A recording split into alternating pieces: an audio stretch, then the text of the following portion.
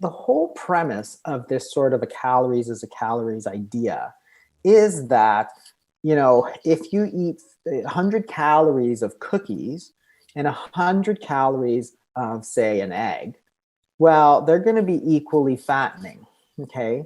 But that's garbage. It's not even true in any sense, because the problem is when you take that food, like you take a cookie and put it in your mouth, and you take that egg and you put it in your mouth, the minute you put it in, the hormonal response of our body responds to that food completely differently if it's cookies, like carbohydrates, or egg, which is fat and protein. Mm-hmm. Completely different response from a hormonal standpoint. Therefore, the instructions that we are giving to our body from those foods is completely different. So, for example, you eat a cookie, the hormone insulin spikes way up. Okay, and what insulin does is it tells our body to please store body fat. Store those calories as body fat. That's its job. That's insulin's job, is to tell our body to do that. So when you eat the cookie, insulin spikes up, all of that 100 calories goes straight into our fat. You eat that egg, of course, insulin does not spike up nearly as high, and therefore our body can use that energy. They'll use it for different things. They'll use it to build muscle. They'll use it to, burn off, because it's not about the number of calories. Because your body, when the calories goes in, can either store it or it can burn it. But which one it does depends on the instructions that we give our body, which are different according to the different foods. So, when people say a calorie is a calorie, it's like, of course a calorie is a calorie, but I never asked you that question. I never said, is a calorie a calorie? Mm-hmm. It's like Mm-hmm. saying a dog is a dog. It's like, so what? That's a nonsensical statement. The question I really want to know is, are all calories equally fattening? And that is not true. So you take 100 calories of a big gulp. Well, the effect on our body is different. One, it's going to spike insulin. It's going to go into our fat stores. It's going to store that energy, but it's not going to make you full, right? So if you eat an egg or a little piece of meat, it will make you full. So therefore, the effect on the number of calories coming in is totally different. The effect on our bodies, whether we store it or not, is completely different. And therefore, what we have to focus on is not the number of calories, because we know that's a strategy that has failed, like not just once, but it's failed over and over and over and over. What we have to do is concentrate on a strategy that is going to tell our body to use up some of those calories that we've stored, which is just body fat. Right? And there's a number of ways that you can do that. You can change either, really only one of two things.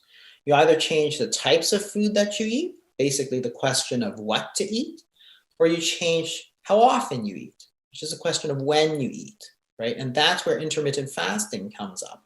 Because if you simply reduce the number of times you eat in a day, well, that's going to change everything, because by not eating, you're going to let your insulin levels drop. As your insulin levels drop, your body's actually going to pull those calories out of storage and use them, because that's what the body does.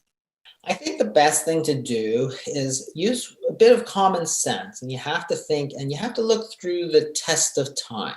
So if something has withstood the test of time, then it's fairly decent advice. Okay, so you look back at the 70s, and I always choose the 70s because this is a time where there's not a lot of there's not widespread hunger in the United States. It's, it's fairly advanced. But there's, at the same time that there's relative availability of food, there's no obesity. And the question is why? Like, what did they do differently then compared to what we're doing now? And of course, the big change came in 1977, which was the change to eat a very low-fat diet, right? So in 1977, the dietary guidelines for Americans came out, and all of a sudden, all of us were told that we should eat less fat.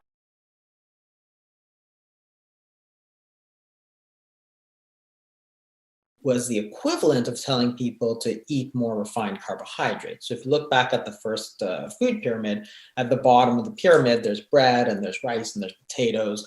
and it's like eat 7 or 8 servings a day sort of thing, right? 7 to 11, I think, servings a day. And it's like, well, who thinks eating 7 slices of white bread a day is slimming? Like, it's not very slimming, because now we look back and say, okay, well, eating a bunch of French fries and potato chips and, bread is not very good. And you can say, well, those are all refined foods as well, but that's what was on the pictures, right? Was the white bread and so on. So you have to say, okay, well, that was one of the big changes that happened. So if we simply go back to a more traditional way of eating, are we going to be able to sort of regain this sort of effortless maintenance of our weight? And you'd have to say, well, that's probably true. So this sort of whole low-fat thing that came out of the 1970s was the big change. Prior to that, of course, people ate fat, they ate cheese, they eat eggs and all this sort of stuff. And it's interesting because, again, if you look at the big scientific data of the time, in the 70s, people ate 3 times a day, breakfast, lunch, and dinner. And by the 2004, when you look at the big surveys, most Americans were eating closer to 6 times a day. So breakfast snack, lunch snack, dinner snack. So again, big changes in both what we ate and when we ate. Now, they were related in some sense. That is, people who are eating a lot of refined carbohydrates, you eat, if you ate steak and eggs in the morning, you're pretty full until lunchtime. If you ate 2 slices of white bread and jam, you're sort of ravenous by 10:30 and looking for a low-fat muffin. So people started eating much more frequently. So the thing is that what I'm talking about mostly is going back to sort of a 1970s style diet, which of course people had been eating all the way prior to that, which is not a low-fat diet, which is basically eating natural foods, eating the fat, like, this whole thing about eating low fat, cutting out the butter and cutting out the cream and stuff, that didn't exist before the 1970s because people didn't care about that stuff so much. Then you started to hear the advice from dietitians, oh, you should eat 6 small meals a day. It's like, okay, prior to 1970s, nobody ate 6 meals a day. At no time in history did anybody eat 6 times a day, as opposed to eating 3 meals a day, natural foods. And if you want to sort of push it, well, you can skip a meal. Because remember, in the 1970s, if you were a naughty boy, you got sent to your bed without dinner. You basically fasted for 20 hours from noon until breakfast the next day. Yeah. And nobody died. Nobody had any problem, right? It was fine. Yes, you're a little hungry and hopefully you learned your lesson. But that was it. That was it. So if you wanted to lose weight, you could simply change one of these levers and say, you know what, I can fast, because if I don't eat, what's going to happen? Well, my body is going to be forced to use the calories that have been stored, which is body fat. That's perfect. Through diet and intermittent fasting. What do you think body fat is there for? It's there for you to use as a source of energy if you have nothing to eat. So if you're fasting, you're basically feeding yourself through your own body fat, which is literally the reason we have body fat. It's not there for looks. It's there for you to use if you have nothing else.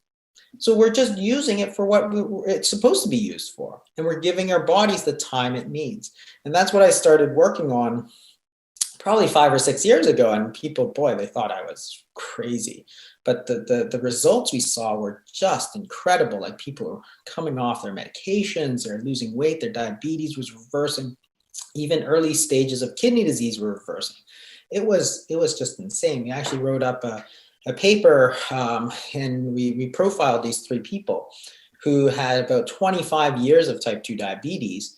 And like within a month and a half, we practically had them off. We had them off all their insulin and had all 3 of them off all their medications. And they actually became non-diabetic by the definition of their blood work. And, years later, they're still non-diabetic. So 25 years of type 2 diabetes, like, reversed like that in a month. In those diseases of the 20th century, the paradigm of treatment was completely different. That is, if you got sick, you went to the doctor, you had an infection, he says, here, take these antibiotics, go get better. Or you get an appendix, here, I'll do surgery, you go get better. Now you take that paradigm of, here, let me give you a pill, or here, let me do some surgery on you. And now you apply it to a chronic disease like type 2 diabetes. And it doesn't work at all. Or obesity, it doesn't work at all. Because what happens is that there's all these obesity drugs that have failed because you had the same paradigm of, here, let me give you this drug to lose weight, and it doesn't work because you have to actually change the diet.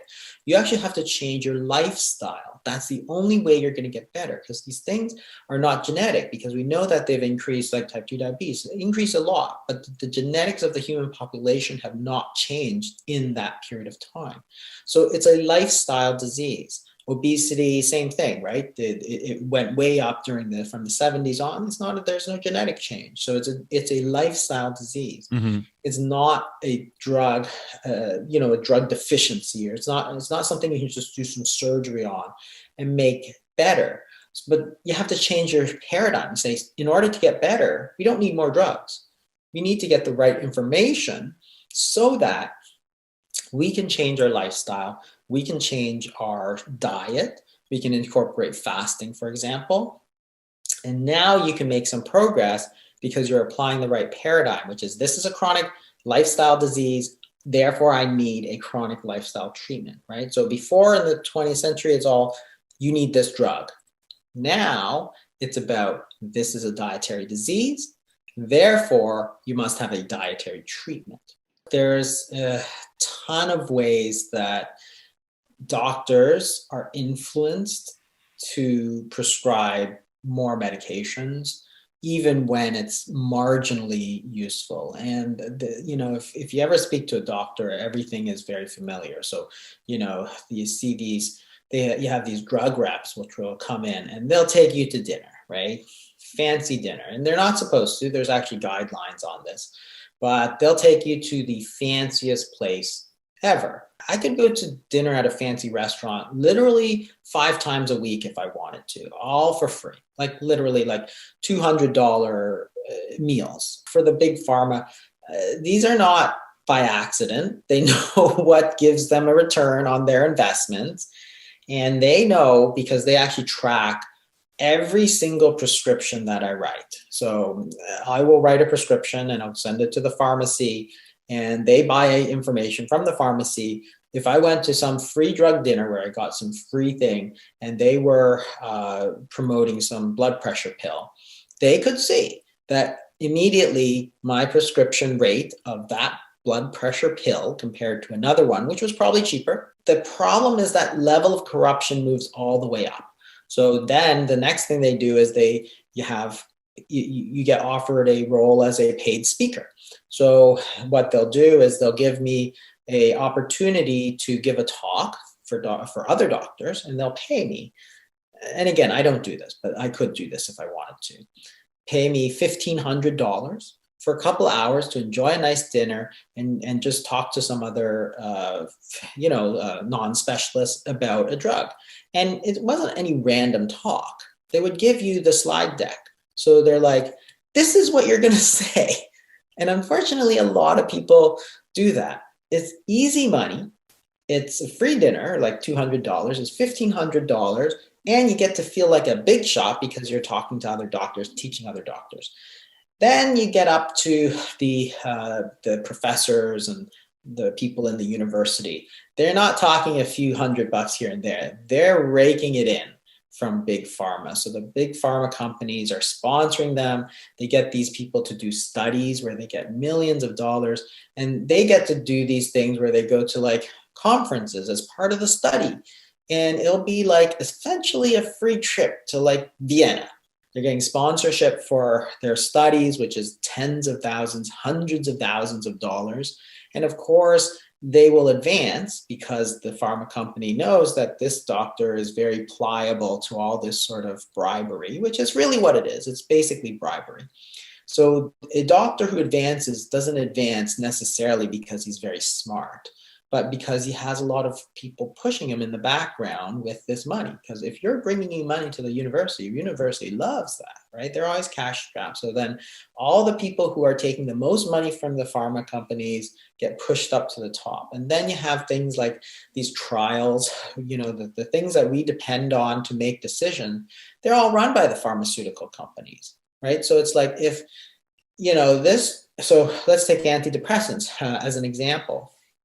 So you know that antidepressants, you have to produce a study that showed that it works in order for the FDA to approve the drug, which is fine. That's the way science is. But a drug company, they underwrite all the studies. So the thing is that they get to choose which studies they publish and which they don't. So their strategy is to do, say, 40 studies, and 20 of them they'll just throw in the trash. And then they'll publish the other 20. Well, which do you think those 20 are?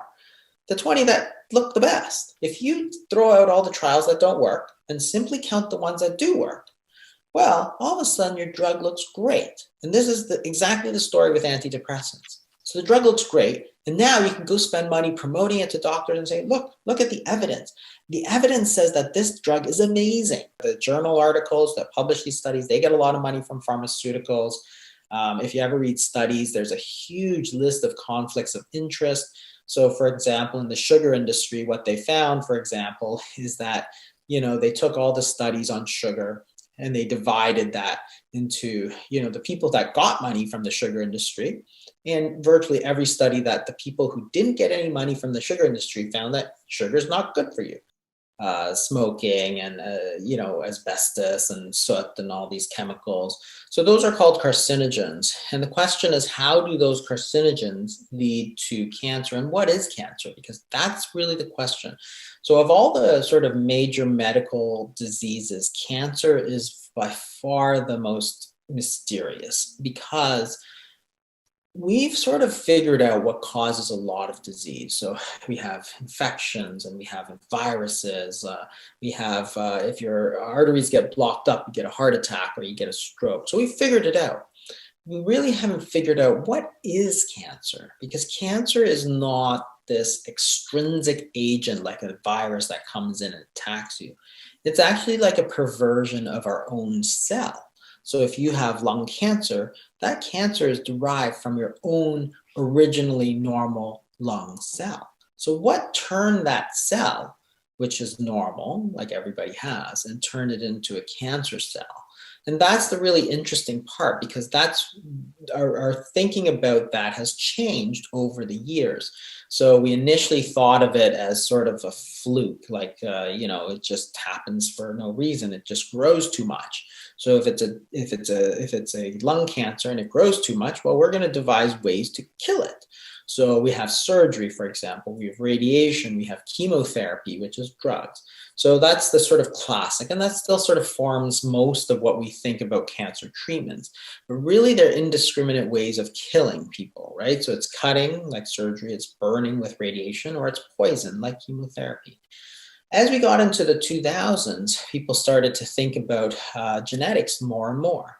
So we, cracked the genetic code, and then we got the Human Genome Project, which, put out all the, the entire genome of a human being. And then we said, okay, well, cancer is a disease where genetic mutations will change. So if you happen to have a chance genetic mutation in a gene that controls growth, well, that can cause you to grow too much. So then we started to look for genetic mutations, and it was initially very successful.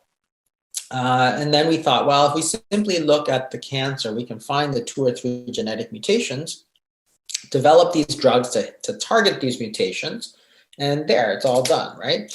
And it worked well for the first little bit. So we developed a couple of drugs for breast cancer, for a type of leukemia, fantastically successful. But the problem was that as we started to look further and further into this genetic mutation model, we actually didn't get anywhere, because they didn't have 2 or 3 genetic mutations. They had like hundreds of mutations. So after the Human Genome Project, they did this Cancer Genome Atlas, where they sequenced thousands of cancers to find out what type of mutations there are. And it turns out that if you have one cancer, you might have 100 different genetic mutations, and the person next to you with the exact same cancer would have 100 completely different mutations. So all over the place. It was complete like bedlam. It couldn't make any heads or tails of it. But the important thing from that standpoint is that you can't treat that, because you can't get 100 different drugs for one person and 100 completely different drugs for the next person. It just isn't possible. So that sort of brought that whole genetic paradigm to a grinding halt. And that's where most people think we are, but we've actually gone much further than that. So we've gone the next step and said, well, if genes are mutating, we know they're mutating, what is driving this mutation? And it turns out it's likely an evolutionary process. So it's a response probably to chronic injury. As you get this chronic injury, like tobacco smoke, like radiation, your body starts to go back and the cell becomes more primitive, more like a solitary, like a single-celled organism. That is, our bodies are composed of multiple cells, but we have to work as a team. So your lung has to work with your liver, right? And the liver, all the liver cells have to work in conjunction with blood cells and so on. So it's all a team. So cells have to cooperate with each other. When you get this sort of chronic damage to the cells, you basically lose this law and order, and what you get is like anarchy. So in this anarchy of the lung or the liver, or wherever you're getting this damage, the certain cells can sort of break off on their own and become like single-celled organism, which is much like in a city where there's total chaos, police have gone, you get looting and all this because everybody's looking out for themselves. So instead of cooperating with just these cells actually start to behave more and more like they're out, every cell for itself. And that's when it becomes dangerous because the cells who are out for themselves, they grow, right? Because that's what they want to do. They move all over the place, just like a bacteria will move all over the place. So these cells can metastasize and there's no controls on this growth. So normally we control the growth of the liver very tightly. That is, the liver is a certain size and it won't grow any bigger. That paradigm is very powerful because it leads to sort of the next level in terms of what are treatments, which is now we're talking about immunotherapy, where what we want to do is not just indiscriminately kill, but we want to get, strengthen the immune system, sort of like a police force to go in there and hunt these bad cells, as opposed to indiscriminately killing everything, right? You're not trying to carpet bomb, cells into submission. What you're trying to do with immunotherapy is go in there. One of the things we never realized until about the year 2000 is the very strong link between obesity and type 2 diabetes and cancer. It's a huge risk factor. So when they look at the attributable risk for a certain thing, so they look at, say you take a population and what percent attributable risk factor is. So you say tobacco. Tobacco is about 35%. The diet is about 30 to 35% as well. So it is as big a risk factor to cancer in general as tobacco. Nothing else comes close. Wow. Like not radiation, not anything. So the question is, what part of the diet is it? It's mostly the part that leads to obesity. So it's not all cancers. Like lung cancer, it makes no difference. Tobacco smoke makes a difference to, being obese makes no difference to lung cancer.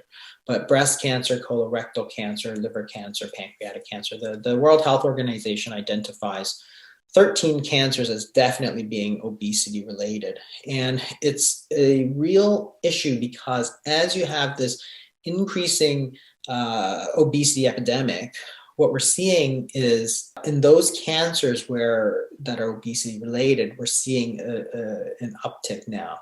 And it's affecting younger and younger people because the population that is obese is actually going younger and younger. Like you're seeing kids who never would have, you look at classrooms and there was like 0 obese kids in the 1970s, and now there's a handful.